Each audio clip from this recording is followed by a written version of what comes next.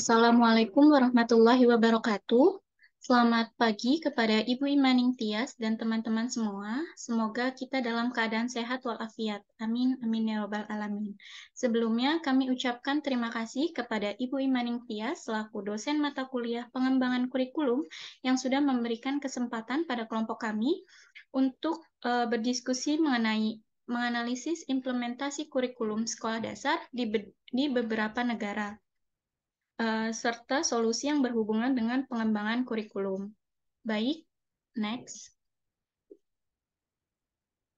Baik, perkenalkan nama saya Riliana Andriani, selaku moderator yang akan memimpin jalannya diskusi pada hari ini bersama rekan saya yaitu Rahma Hasnafadia dan Cindy Meisyarah. Next. Sebelum memulai diskusi pada hari ini, izinkan kami membacakan tata cara diskusi. Peserta diskusi dapat menanggapi atau menyampaikan pendapatnya apabila sudah dipersilahkan oleh moderator. 2. Nama peserta diskusi yang menyampaikan pendapat akan dicatat oleh moderator. Ketiga, setiap peserta diskusi diharapkan untuk menyimak dengan baik dan berpartisipasi aktif dalam kegiatan diskusi. 4. Peserta diskusi diharapkan merename namanya dengan nama kelompok underscore nama underscore kelompok. 5. Diskusi akan dipandu oleh moderator. 6. Moderator akan memberikan beberapa pertanyaan terkait topik diskusi. 7. Jika peserta diskusi ingin menanggapi, harap menggunakan fitur raise hand yang ada di Zoom Meeting dan menyebutkan nama terlebih dahulu. 8. Peserta diskusi dapat menanggapi atau menyampaikan pendapatnya apabila sudah dipersilakan oleh moderator. 9. Nama peserta diskusi yang menyampaikan pendapat akan dicatat oleh moderator.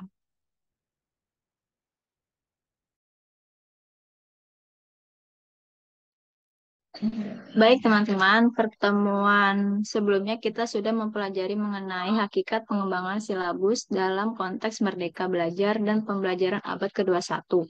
Pada hari ini kita akan membahas mengenai apa yang dimaksud kurikulum dan kurikulum di berbagai negara, akan tetapi kami memilih beberapa negara antara lain yaitu kurikulum di Jepang, Singapura, Finlandia, Cina, Australia, Amerika Serikat, apa yang membedakan kurikulum Indonesia dengan negara lain, dan bagaimana solusi yang dapat dilakukan untuk pengembangan kurikulum di Indonesia.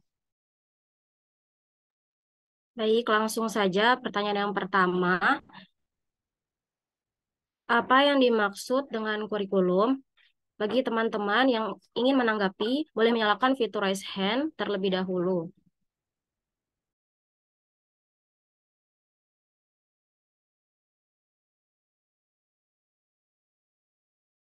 Ya, dipersilakan Gina. Baik, terima kasih moderator. Saya Gina Rifkatul Alawiyah izin menanggapi pertanyaan tersebut. Jadi yang dimaksud dengan kurikulum adalah seperangkat pengaturan dan rencana mengenai tujuan, isi, dan materi pelajaran, serta cara yang digunakan sebagai pedoman kegiatan pembelajaran guna mencapai tujuan pendidikan. Kurikulum menjadi sangat penting untuk dimiliki setiap sekolah, khususnya sebagai pedoman bagi para guru untuk memberikan arah dalam melaksanakan pembelajaran. Sekian, terima kasih. Saya kembalikan lagi kepada moderator. Baik, terima kasih Gina atas jawabannya. Selanjutnya silahkan pada Reina. Baik, terima kasih moderator. Saya Reina Putri Siapasa izin menanggapi. Jadi kurikulum itu merupakan seperangkat rencana dan pengaturan mengenai tujuan, isi, dan bahan pelajaran serta cara yang digunakan sebagai pedoman penyelenggaraan kegiatan pembelajaran untuk mencapai tujuan pendidikan tertentu. Oleh karena itu, dalam pendidikan kurikulum harus ada. Karena tanpa adanya kurikulum, maka pendidikan jadi tidak terarah dan tujuan pendidikan nasional pun tidak akan tercapai. Akan tetapi dengan adanya kurikulum akan mempermudah pelaksanaan dan pengimplementasian pendidikan dalam kegiatan belajar mengajar. Sekian, terima kasih. Baik, terima kasih atas jawabannya Reina. Apakah dari teman-teman yang lain ada yang ingin menambahkan atau menyampaikan pendapatnya? Baik, jika tidak ada, maka dipersilakan kepada kelompok 13 untuk menanggapi jawaban dari Gina dan Reina. Baik, terima kasih. Untuk jawaban Reina dan Gina sudah tepat ya teman-teman, bahwa kurikulum berasal dari kata bahasa Latin yang berarti jalur pacu. Kurikulum juga dapat diartikan sebagai seperangkat pengaturan dan rencana mengenai tujuan, isi, dan materi pelajaran, serta cara yang digunakan sebagai pedoman kegiatan pembelajaran untuk mencapai tujuan pendidikan. Kurikulum sangat penting yaitu sebagai pedoman bagi guru dalam menentukan arah pembelajaran. Oke, next. Selanjutnya pertanyaan yang kedua, kurikulum apa saja yang pernah digunakan di Indonesia? Bagi teman-teman yang ingin menanggapi, boleh menyalakan fitur raise hand terlebih dahulu. Ya, silakan Karen. Baik, terima kasih. Saya Karenia, izin menanggapi kurikulum apa saja yang pernah ada di Indonesia. Di Indonesia beberapa kurikulum pendidikan yang pernah digunakan adalah sebagai berikut. Yang pertama itu kurikulum 1947. Kurikulum ini merupakan kurikulum pendidikan pertama yang diterapkan di Indonesia setelah kemerdekaan. Kurikulum ini didasarkan pada sistem pendidikan Belanda yang ada pada sebelumnya. Yang kedua itu kurikulum 1952, yaitu kurikulum yang dikembangkan setelah kurikulum 1947 dan berfokus pada pendidikan dasar. Kurikulum ini menekankan pendidikan moral dan kewarganegaraan. Yang ketiga itu kurikulum 1964. Kurikulum ini diperkenalkan dalam rangka pembangunan nasional dan memperluas akses pendidikan. Selanjutnya itu kurikulum 1975. Kurikulum ini diadopsi dengan tujuan untuk mencapai kesetaraan pendidikan dan meningkatkan relevansi pendidikan dengan kehidupan masyarakat. Selanjutnya itu kurikulum 1994. Kurikulum ini diperkenalkan sebagai respons terhadap kebutuhan masyarakat dan tuntutan global. Selanjutnya, kurikulum 2004, yaitu kurikulum ini diperkenalkan sebagai upaya untuk meningkatkan kualitas pendidikan di Indonesia. Selanjutnya, kurikulum 2013, yaitu kurikulum ini diperkenalkan dengan tujuan untuk menghasilkan lulusan yang lebih kreatif, inovatif, dan memiliki keunggulan kompetitif. Kurikulum ini menekankan pada pendekatan saintifik, pembelajaran aktif, dan pengembangan karakter. Dan terakhir, kurikulum merdeka. Kurikulum ini diperkenalkan pada tahun 2020 sebagai respons terhadap pandemi COVID-19. Kurikulum ini dirancang untuk mendukung pembelajaran jarak jauh dan mengintegrasikan pembelajaran daring dengan pembelajaran tatap muka. Terima kasih. Baik, terima kasih atas jawabannya Karenia. Ya, dipersilakan kepada Cindy.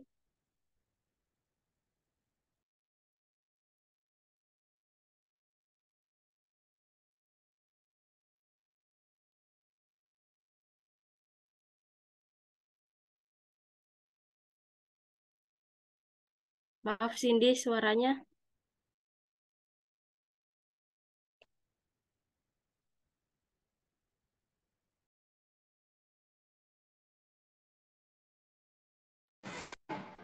Apakah suaranya terdengar? Ya, sudah.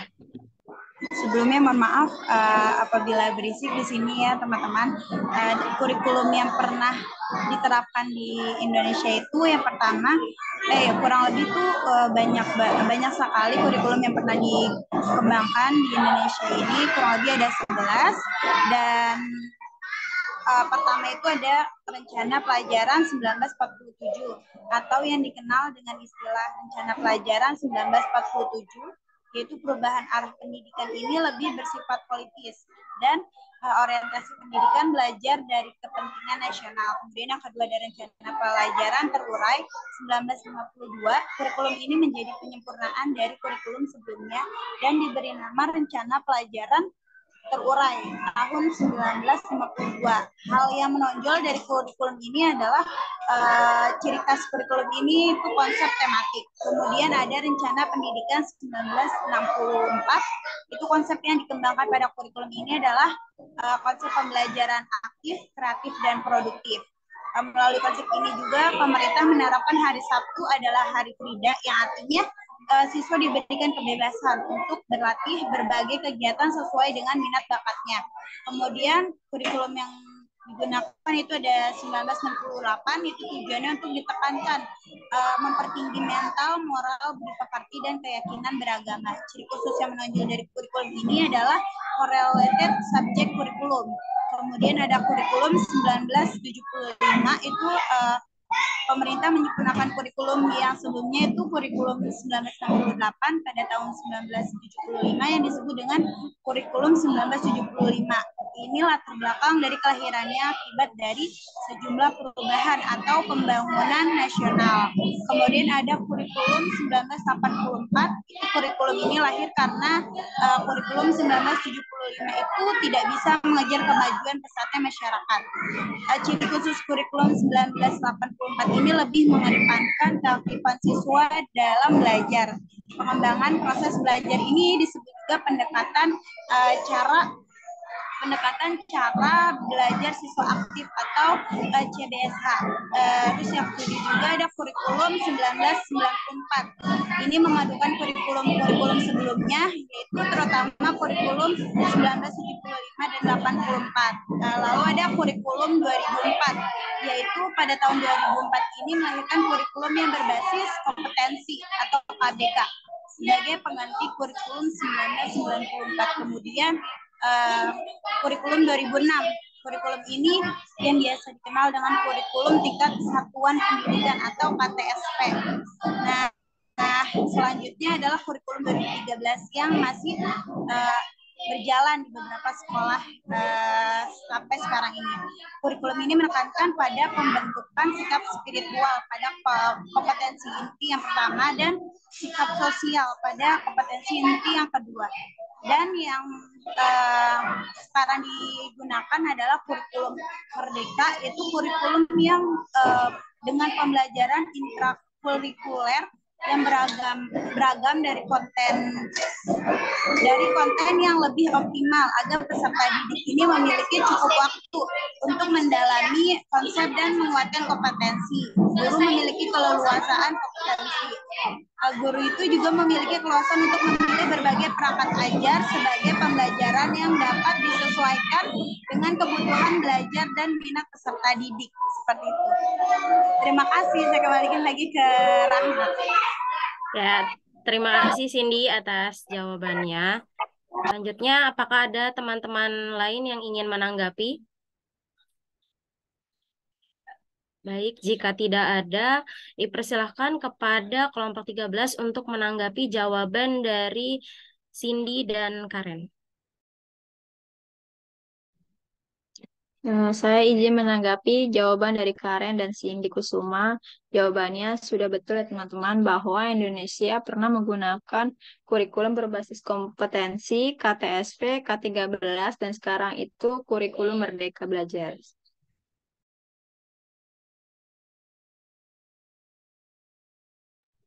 Next. Baik, kita lanjut pertanyaan yang ketiga. Apa yang kalian ketahui tentang kurikulum yang ada di Jepang dan Singapura? Bagi teman-teman yang ingin menanggapi, boleh menyalakan fitur raise hand terlebih dahulu.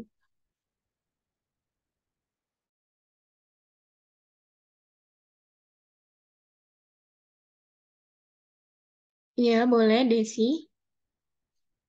Baik, terima kasih teman-teman yang sudah mempersilahkan saya. Apakah suara saya terdengar dengan jelas? Terdengar, Desi. Baik. Yang saya ketahui setelah saya menelusuri dari berbagai sumber gitu ya. Yang pertama itu adalah kurikulum Jepang. Nah, pembaharuan kurikulum ini di Jepang ini berlangsung setiap 10 tahun sekali, dan kurikulum terbaru yang diterbitkan di tahun 1998 adalah pembaharuan ke-7 sejak kurikulum yang diterapkan pada Perang Dunia Kedua. Nah, kurikulum sekolah ditentukan oleh Menteri Pendidikan yang kemudian dikembangkan oleh Dewan Pendidikan Distrik dan Kota Praja. Kurikulum awal tahun 1980 memuat mata pelajaran untuk terdiri dari bahasa Jepang sebagai pengantar, kemudian ilmu sosial, berhitung, ilmu pengetahuan umum, musik atau seni, dan kerajinan, pendidikan jasmani, dan kerumah tangga. Nah, ini tuh untuk di kelas 4 dan juga 6. Kemudian di samping itu pendidikan moral wajib belajar 9 tahun. Kurikulum sekolah di Jepang ini memiliki 3 aspek, yaitu subjek, kemudian moral education, dan ekstrakurikuler. subjek atau mata pelajaran terdiri dari mata pelajaran wajib di SD dan mata pelajaran wajib dan pilihan di SMP dan SMA. Pendidikan moral bukan berupa mata pelajaran khusus seperti di Indonesia, tetapi berupa guidance dan konseling selama 1 jam pelajaran dalam seminggu yang dilakukan oleh guru wali kelas. Tidak ada penilaian atau nilai rapot untuk mapel ini. Ekstrakurikuler ini yang ada di Jepang berupa kegiatan olahraga, seni, kegiatan OSIS, atau event sekolah. Kemudian kalau yang di Singapura, negara Singapura memiliki sistem pendidikan yang bertujuan untuk menyediakan pengetahuan dasar bagi muridnya. Pendidikan formal di negara Singapura dimulai dari jenjang kindergarten, school, atau setara dengan TK di Indonesia. Setelah lulus KS atau TK ini biasanya siswa dilanjutkan ke jenjang primary school atau setara dengan SD. Untuk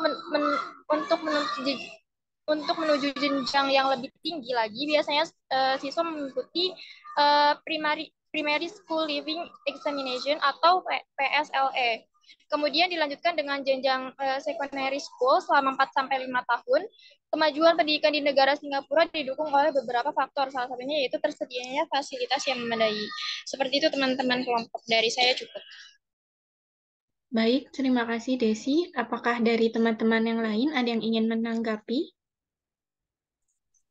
Halo, apa suara saya terdengar? Iya, terdengar. Alivia, boleh silahkan. Saya izin menanggapi yang terkait kurikulum Singapura.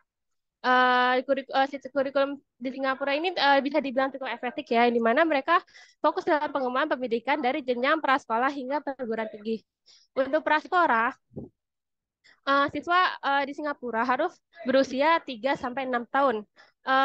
Pendidikan prasekolah di Singapura juga menawarkan tempat pendidikan anak.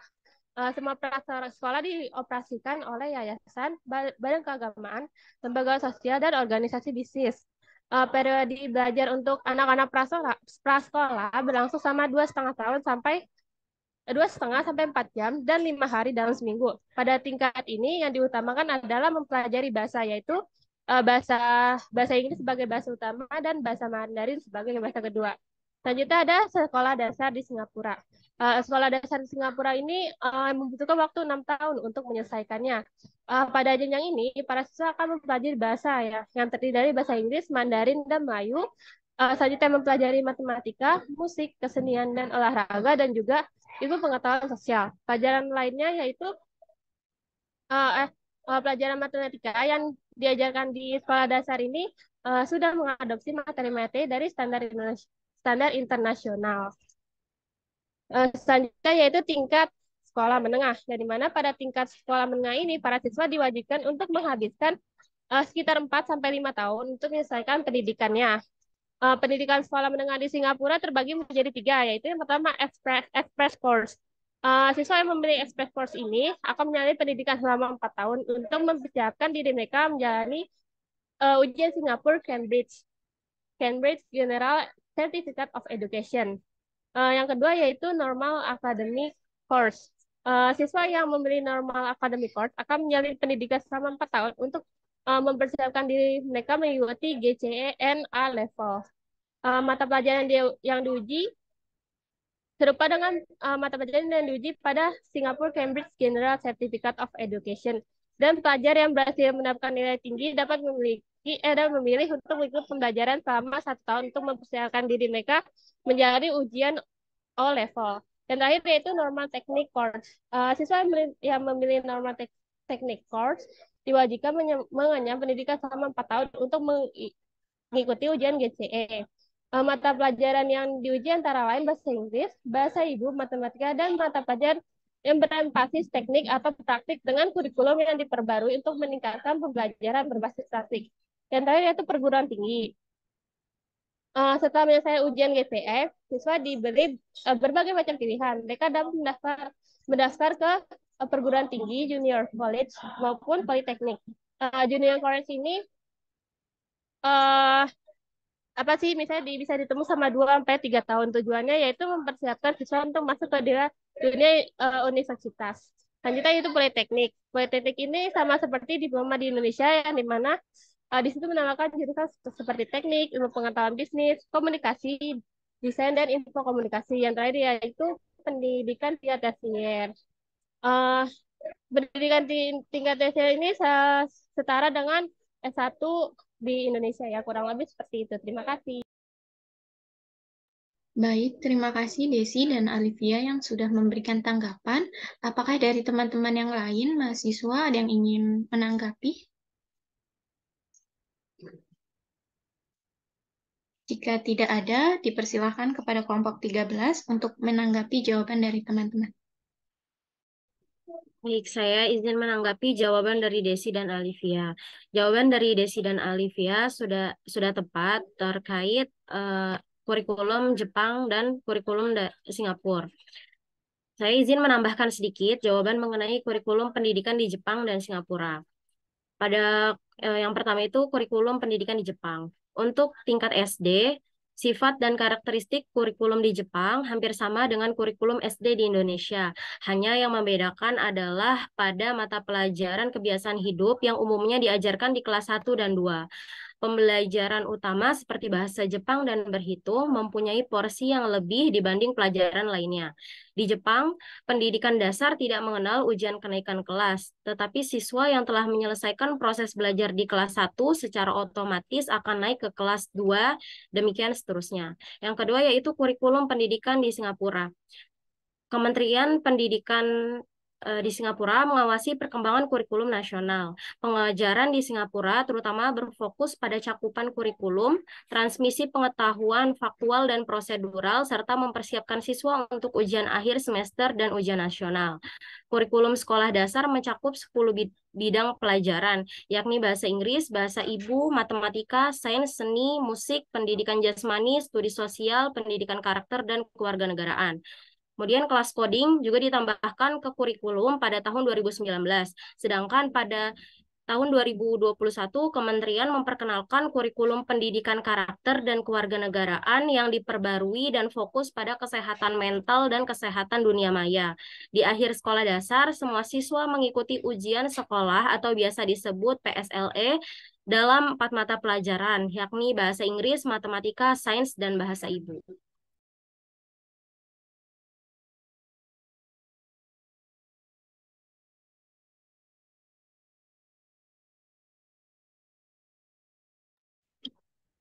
Pertanyaan keempat, apa yang kalian ketahui tentang kurikulum yang ada di Finlandia dan Cina? Bagi teman-teman yang ingin menanggapi jawaban, boleh menyalakan fitur raise hand ya. Silakan Arda. Ya, baik, terima kasih sih.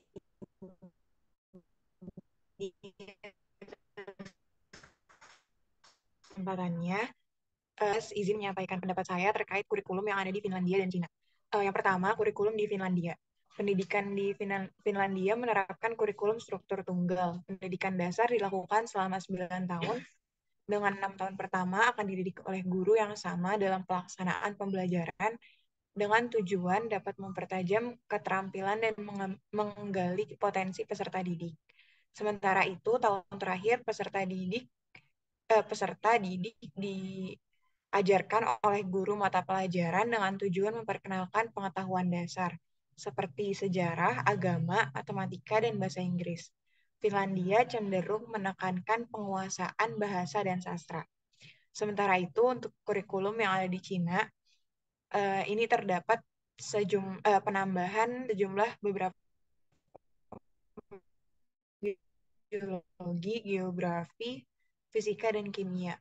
Pelajaran bahasa asing untuk SMP di Cina biasanya adalah bahasa Inggris, meskipun terkadang sekolah juga memberikan pelajaran bahasa Rusia atau Jepang. Tidak ada ujian yang diadakan untuk tingkat SMP. Sementara itu, untuk jenjang pendidikan di Finlandia ini memiliki 3 tingkatan. Yang pertama, pendidikan wajib dasar nasional 9 tahun, yang terdiri dari 6 tahun pendidikan dasar dan 3 tahun pendidikan menengah pertama. Lalu tingkatan yang kedua ada pendidikan menengah atas atau sekolah kejuruan, dan yang ketiga ada pendidikan tinggi atau higher education. Selanjutnya ada jenjang pendidikan Cina. Di Cina, pendidikan dibagi ke dalam 3 kategori yang terdiri dari pendidikan dasar atau SD, pendidikan tinggi, SMP, SMA, dan perguruan tinggi. Sama halnya dengan di Indonesia, sistem pendidikan di Cina umumnya setiap anak diharuskan mengambil 9 tahun wajib belajar, di mana 6 tahun pertama untuk sekolah dasar dan 3 tahun selanjutnya adalah pendidikan menengah. Sekian pendapat dari saya kembalikan ke Baik, terima kasih Arda. Apakah dari teman-teman yang lain ada yang ingin menanggapi? Jika tidak ada, dipersilakan kepada kelompok 13 untuk menanggapi jawaban dari teman-teman. Baik, terima kasih Arda yang sudah menanggapi jawaban. Bahwa kurikulum di Finlandia memiliki karakteristik diantaranya pendidikan Finlandia menerapkan kurikulum struktur tunggal, pendidikan dasar dilakukan selama 9 tahun dengan 6 tahun pertama akan dididik oleh guru yang sama. Di Finlandia kurikulumnya adalah non-discrimination. Sistem pendidikan Finlandia berbeda dengan negara lain, yaitu tidak ada asesmen atau penilaian. Jenjang pendidikan Finlandia meliputi pra-pendidikan dasar dan menengah, tertiary pendidikan, pendidikan tinggi, dan pendidikan dewasa. Kemudian kurikulum di Cina. Jenjang pendidikan di Cina melewati 3 tahap, yaitu pendidikan dasar, menengah, dan tinggi. Kurikulum pendidikan dasar di Cina sama seperti di Indonesia, yang terdiri dari tingkat SD dan SMP. Hanya saja di Cina ada ujian khusus seperti ujian nasional sebagai syarat kelulusan sekolah dasar. Pada jenjang sekolah dasar, ada 10 mata pelajaran yang wajib ditempuh oleh peserta didik. Adapun persamaan dari kurikulum negara Finlandia dan Cina adalah terletak pada tidak menggunakan instrumen penilaian sebagai syarat kelulusan. Kemudian perbedaan kurikulum negara Finlandia dan Cina yaitu pada jenjang pendidikan. Finlandia terdapat pra-pendidikan dasar, sedangkan Cina tahap pendidikan awal adalah pendidikan dasar.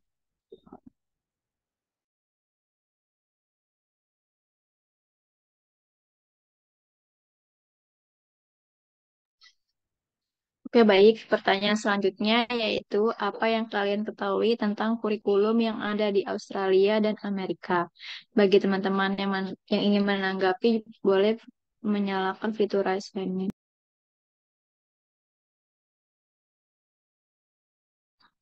Ya, silakan Early Devin.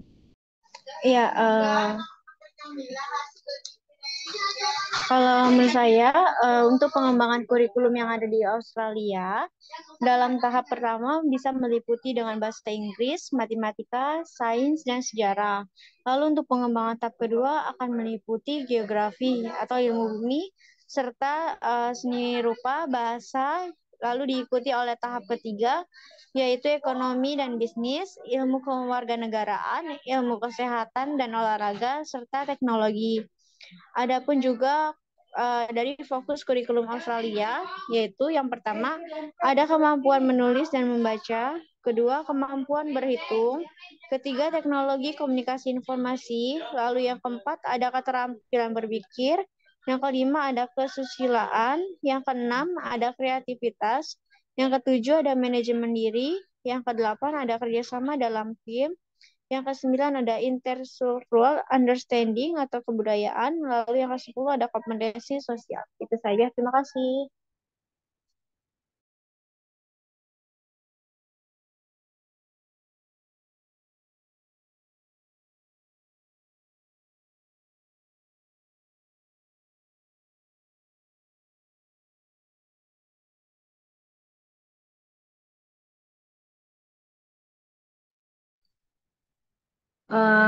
Terima kasih kepada Early Devin.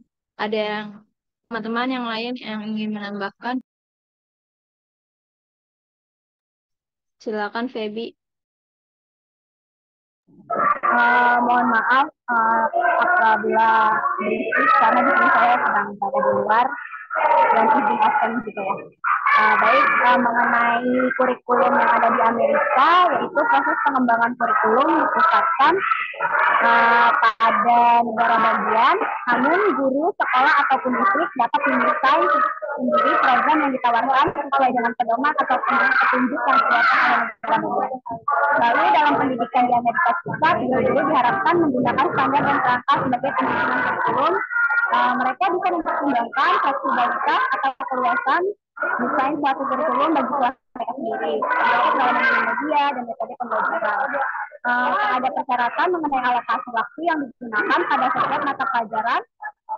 Dengan demikian, setiap sekolah dan guru menggunakan waktu untuk masing-masing pelajaran yang dipersyaratkan oleh pemerintahan dan harus diajarkan pada tingkat sekolah dasar atau tingkat 1 sampai dengan 5. Adapun mata pelajaran yang wajib yang ada di Amerika ini yaitu matematika, membaca, mengeja, menulis, bahasa Inggris, geografi, sejarah Amerika, ilmu pengetahuan sosial, kesehatan, musik, seni rupa, dan olahraga. Lalu adapun jenis-jenis kurikulum yang ada di Amerika, diantaranya yang pertama ada kurikulum formal dan informal, yaitu pada saat belajar di sekolah, siswa menerima kurikulum formal dan informal. Kurikulum formal ini sangat sering dipikirkan dibandingkan kurikulum informal. Tetapi kurikulum informal juga penting untuk diketahui. Salah satu contoh kurikulum formal adalah apa yang kita temukan dan dalam buku teks, sedangkan contoh kurikulum informal adalah apa yang diajarkan pada setiap siswa tentang sopan santun. Misalkan pada siswa perempuan sering diberitahukan untuk bersikap sebagai lady, atau pada siswa laki-laki diajarkan jangan sombong dan mengaku. Lalu yang kedua ada kurikulum tersembunyi atau hidden curriculum. Kurikulum ini dapat didefinisikan sebagai kultur dan nilai yang lebih menonjol yang dianut oleh aktivitas akademik siswa dan juga guru. Di suatu sekolah, kurikulum tersembunyi mencerminkan ideologi yang dominan dalam suatu sekolah. Lalu yang ketiga ada kurikulum nol. Konsepnya sangat berhubungan dengan kurikulum tersembunyi. Kalau kurikulum nol ini mengacu pada pelajaran yang diajarkan dengan tanpa sengaja. Kurikulum nol ini dikategorikan menjadi dua bagian. Yang pertama ada proses kognitif dan materi pelajaran yang lebih ditekankan untuk diajarkan baik yang ada dalam kurikulum formal maupun yang tidak. Contohnya untuk mengajarkan anak-anak TK menghafal abjad, dengan cara yang digunakan adalah menyuruh mereka menghafal di depan kelas atau guru mengulang-ulang di depan kelas. Lalu yang terakhir ada jarak fisik sebagai kurikulum. Beberapa pendidik berpendapat bahwa apa yang terjadi di sekolah adalah sebuah kurikulum. Jadi desain fisik sekolah bisa juga disebut sebagai kurikulum. Bukan suatu kebetulan bahwa sekolah abad 19 didesain seperti candi dan gereja karena maknanya adalah candi atau katedral pengetahuan. Baik, terima kasih. Wassalamualaikum warahmatullahi wabarakatuh. Baik, terima kasih kepada Feby. Apakah ada dari teman-teman yang lain ada yang menanggapi? Jika tidak ada, dipersilakan kepada kelompok 13 untuk menanggapi jawaban dari teman-teman. Baik, jawaban yang disampaikan oleh Erly Devin dan Feby sudah benar dan tepat mengenai kurikulum pendidikan yang ada di Australia dan Amerika. Saya izin menambahkan jawaban dari Devin terkait kurikulum pendidikan di Australia. Jadi di Australia itu ada 8 kondisi yang melatar belakangi pengembangan kurikulum di Australia. Yaitu yang pertama, keberagaman budaya. 2, perubahan dalam struktur keluarga. 3, perubahan teknologi yang cepat. 4, isu lingkungan global. 5, perubahan sifat kondisi sosial. 6, perubahan di tempat kerja. 7, ketergantungan antar ekonomi global.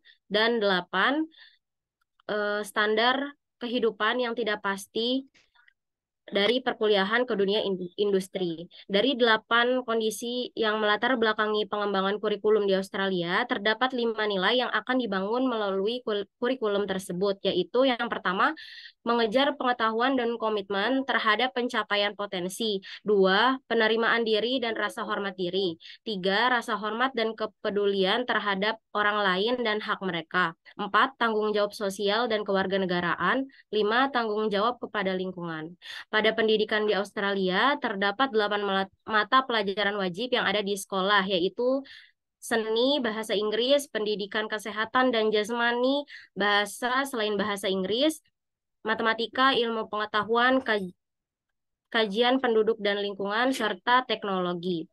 Selain 8 mata pelajaran wajib tersebut, siswa juga dapat memilih mata pelajaran pilihan, contohnya seperti ilmu komputer, perniagaan, undang-undang atau hukum, pertanian, psikologi, drama, desain grafis, penerbangan, dan sebagainya.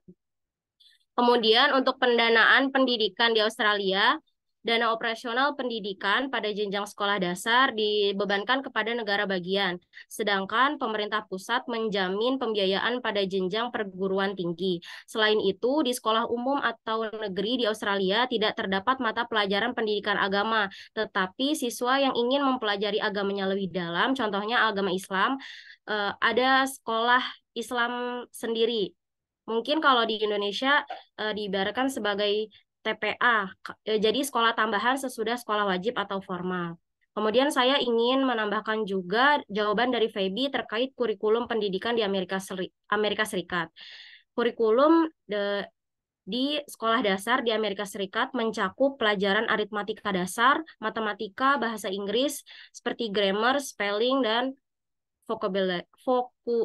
vocabulary, dan mata pelajaran lainnya seperti pelajaran sosial, pengetahuan alam, pengembangan fisik, kesenian, dan membaca. Sementara pada jenjang junior dan senior high school atau SMP dan SMA, kurikulum dasarnya mencakup beberapa mata pelajaran, yaitu yang pertama ilmu alam, seperti biologi, kimia, dan fisika. 2, matematika, yaitu algebra, geometri, prakalkulus, statistik, dan kalkulus.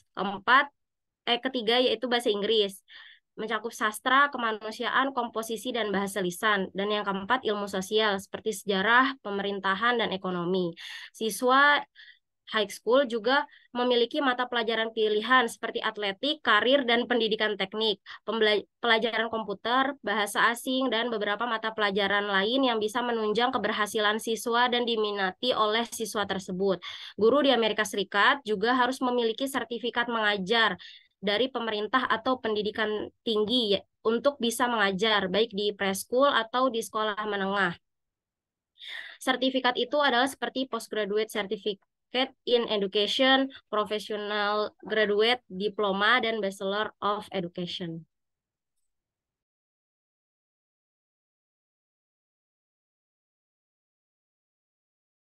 Baik, pertanyaan yang keenam adalah apa yang membedakan kurikulum Indonesia dengan negara lain? Bagi teman-teman, ada yang ingin menjawab, bisa menyalakan fitur raise hand. Boleh, Alisa? Baik, terima kasih Rili. Sebelumnya, apakah suara Alisa terdengar jelas? Sudah terdengar, Alisa. Mungkin Alisa izin off cam aja ya, biar lebih jelas terdengarnya. Baik. Jadi perbedaan kurikulum di Indonesia dengan negara lain yaitu terdapat beberapa perbedaan dalam beberapa aspek. Antara lain yang pertama fokus dan tujuan. Kurikulum di setiap negara itu pastinya memiliki fokus dan tujuan yang berbeda-beda. Misalnya beberapa negara mungkin lebih menekankan pada pembelajaran akademik yang kuat, sementara negara lainnya mungkin lebih menekankan pada pengembangan keterampilan praktis atau pemahaman lintas budaya. Yang kedua, itu struktur kurikulum. Struktur kurikulum termasuk pengaturan mata pelajaran, pembagian tingkatan pendidikan, dan penekanan pada bidang studi tertentu dapat bervariasi antar negara. Setiap negara tentunya memiliki kebijakan dan pendekatan yang berbeda dalam merancang struktur kurikulum. Yang ketiga, isi kurikulum. Isi kurikulum di Indonesia dapat berbeda dengan negara lain dalam hal mata pelajaran yang diajarkan, konten pembelajaran yang disampaikan, dan urutan materi yang disusun. Perbedaan ini dapat mencerminkan kebutuhan, nilai-nilai, dan prioritas pendidikan yang berbeda antar negara. Yang keempat, pendekatan pembelajaran. Pendekatan pembelajaran yang digunakan dalam kurikulum juga dapat berbeda. Beberapa negara mungkin menerapkan pendekatan yang lebih tradisional, seperti pengajaran berpusat pada guru, sementara negara lain mungkin lebih mendorong pendekatan yang lebih berpusat pada siswa, dengan fokus pada pembelajaran aktif, kolaboratif, dan berbasis proyek. Yang kelima ada pengembangan kurikulum. Proses pengembangan kurikulum termasuk peran dan keterlibatan stakeholder pendidikan, proses peninjauan dan pembaruan, serta pendekatan partisipatif dalam merancang kurikulum dapat berbeda di setiap negara. Nah, penting untuk diingat bahwa kurikulum di setiap negara dikembangkan dengan mempertimbangkan konteks kebutuhan budaya dan nilai-nilai pendidikan yang berlaku di negara tersebut. Perbedaan dalam kurikulum antar negara-negara ini merupakan refleksi dari keanekaragaman pendidikan global dan keragaman pendekatan dalam memberikan pendidikan yang sesuai dengan kondisi lokal dan tujuan pendidikan negara tersebut. Seperti itu, Rili. Terima kasih. Baik, terima kasih Alisa yang sudah menanggapi jawaban. Apakah dari teman-teman lain apa yang ingin menambahkan? Ada yang ingin menambahkan? Baik, jika tidak ada, dipersilakan kepada kelompok 13 menanggapi jawaban Alisa. Saya akan menanggapi jawaban dari Alisa. Benar apa yang dikatakan Alisa yang membedakan kurikulum dengan negara lain, yaitu fokus dan tujuan, struktur kurikulum, isi kurikulum, pendekatan pembelajaran, dan pengembangan kurikulum. Indonesia dan negara lain memiliki perbedaan dalam sistem pembelajaran yang diterapkan, seperti halnya dalam menetapkan pendidikan usia dini, di mana pendidikan ini sangatlah baik untuk melatih perkembangan motorik anak. Namun di Indonesia lebih menekankan kepada belajar membaca, menulis, dan berhitung untuk anak usia dini. Sedangkan di luar negeri pendidikan usia dini lebih menekankan kepada bermain dan berinteraksi untuk mengeksplorasi lingkungannya. Kemudian dari sisi waktu belajar, di mana waktu belajar di Indonesia sangatlah padat dalam waktu yang lama. Diketahui bersama bahwa siang hari mayoritas pelajar Indonesia menghabiskan waktunya untuk belajar, sedangkan di luar negeri pelajar hanya melakukan belajar di kelas sekitar 30-40% saja, dan selebihnya dihabiskan untuk bermain dan berinteraksi dengan teman-temannya. Sekian.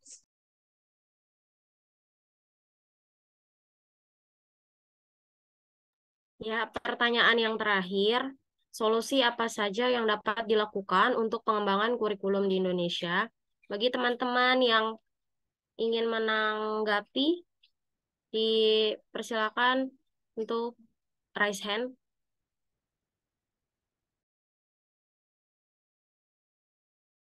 Ya, silahkan Evi. Baik, terima kasih. Saya Evi Mulyana, izin menjawab. Solusi apa saja yang dapat dilakukan untuk pengembangan kurikulum Indonesia? Yang pertama itu memberikan pendidikan dan pelatihan kepada para guru, terkhususnya guru mata pelajaran, sehingga mereka dapat memahami dan mengerti apa yang akan mereka ajarkan. Yang kedua, menyediakan media pembelajaran dan sumber-sumber belajar sehingga antara isi kurikulum dengan materi pembelajaran dapat berkesinambungan karena adanya media dan sumber pembelajaran. Yang ketiga, memberikan motivasi kepada peserta didik bahwasannya dengan kurikulum 2013 peserta didik akan lebih kreatif dan semangat dalam pembelajaran. Dan yang terakhir, menyediakan media pembelajaran yang berbasis teknologi sesuai dengan isi kurikulum sehingga tidak mengalami ketertinggalan. Baik, terima kasih Evi atas jawabannya. Apakah ada teman-teman yang lain yang ingin menanggapi?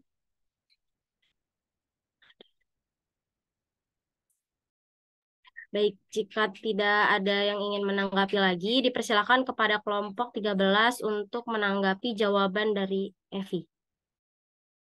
Baik, terima kasih Evi yang telah memberikan tanggapan. Di sini saya ingin menambahkan sedikit jawaban dari Evi bahwa solusi yang dapat dilakukan untuk mengembangkan kurikulum di Indonesia antara lain meningkatkan kualitas tenaga kependidikan, yaitu dengan cara memberikan pelatihan bagi guru, dibutuhkannya peran pemerintah dalam memberikan dana untuk meningkatkan fasilitas pendukung pembelajaran, melakukan pemerataan di setiap wilayah, yaitu dengan menyediakan media pembelajaran atau sumber-sumber belajar yang dapat digunakan oleh guru dan peserta didik.